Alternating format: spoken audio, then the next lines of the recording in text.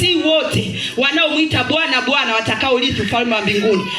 Tunaita Bwana ndio, lakini je, nina Mungu gani ndani yangu? Mungu yupi yuko nimembeba ndani yangu? Bwana Yesu asifiwe. Bwana Yesu asifiwe. Bwana Yesu asifiwe.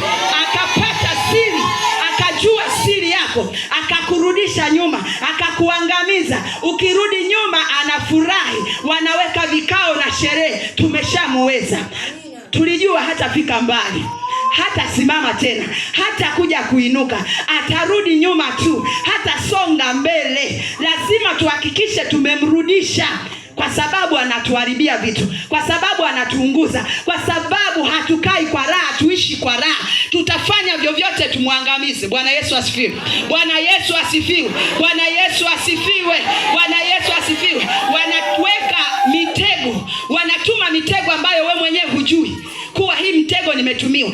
Ile mitego wanatuma kwa ajili ya kutafuta njia gani ya kuingia ndani yako, njia gani ya kukupata, ili wakurudishe nyuma. Kwa sababu gani? Wewe ulikuwa mateka wake, ulikuwa mateka wao, walikuwa wanafaidi kwa sababu yako wewe. Bwana Yesu asifiwe. Lakini Mungu anaposhuka ndani yako, maana yake anakupa nguvu na uweza na ujasiri wa kusimama na kupigana na maadui. Bwana Yesu asifiwe. Kwa macho uwaoni, lakini wapo.